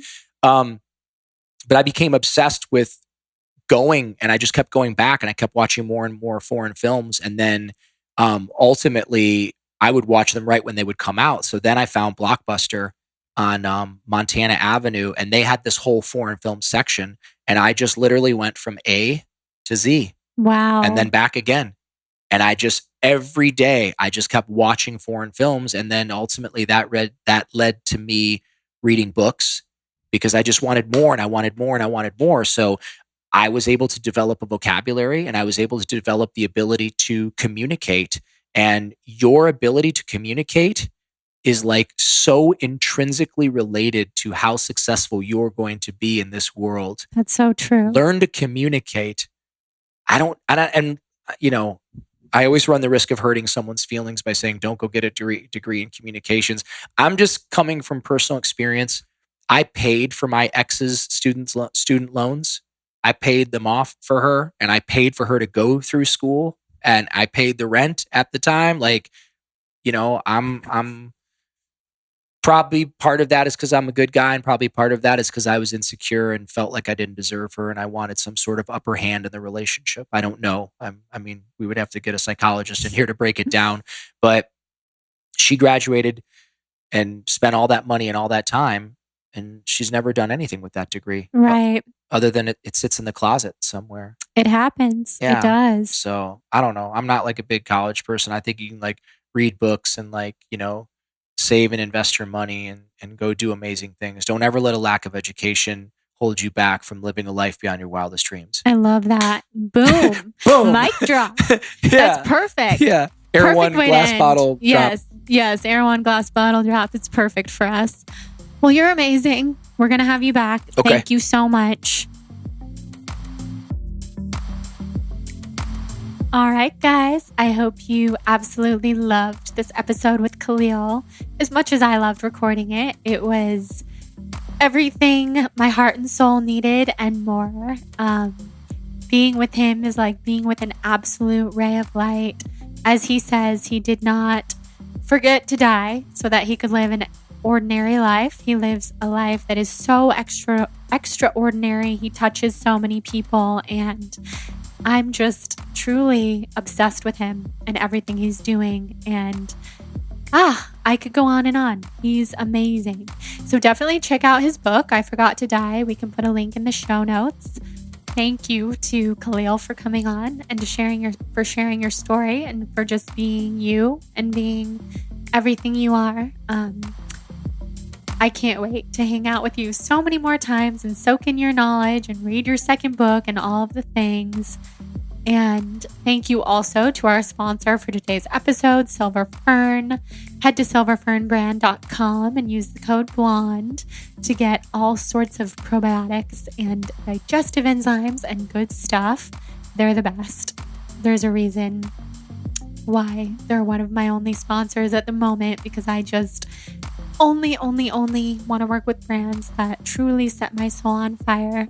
And that's how I feel about them forevermore. And also, if you feel inspired to rate and review the show, please leave a rating and review on iTunes. It helps a lot with visibility and spreading our high vibe message with the world. And it just means a lot to me. And it's fun when you send it to me on email, jordan@thebalancedblonde.com, because then I can thank you personally for listening to the show and supporting and making my life a reality. And it just kind of connects us further than you listening and me talking into the ethers. So I love connecting with you and sending you that free gift, the yoga ebook, 200 pages of awesomeness. And join our Soul on Fire podcast tribe on Facebook. And yeah, you guys are amazing. I can't wait to connect next week and to continue to release weekly episodes because let's be honest, it's really hard for me not to, even though I said I might not, and I might be taking a break, but that doesn't seem to be happening anytime soon. I just keep booking more and more dream guests that are making it really easy to show up and do this throughout the week. And solo episodes are feeling really good, and the intuition and manifestation course that I'm creating is channeling through pretty intensely and rapidly and with so much strength. I cannot wait to share that with you guys super soon. And on that note, go follow Khalil on Instagram. Go check out Silver Fern Brand and come say hi to me on Instagram if you haven't yet. Love you guys so much. Have the most soul on fire day ever. Look for miracles everywhere. Look for your lucky number. Mine's 201 and my other one is 417. And when Khalil and I finished this interview, it was 417 on the dot. And I'm just willing to bet somewhere out there, somebody's listening to this and it's 417. So if so, tell me, because it's my favorite thing when that happens. And the last time I mentioned that, I heard it from a lot of you that you were listening at 417, which was so cool, or 201. So always looking for those angels, angel numbers everywhere. And going to SunLife. SunLife is incredible. And take Khalil up on his offer. If you see him in SunLife, tell him that you listen to this podcast. He will get you a free whatever you want. As he suggests, get the $1 billion bowl, try it. It sounds incredible. And just enjoy life. I love you guys so much. Mwah. Talk soon.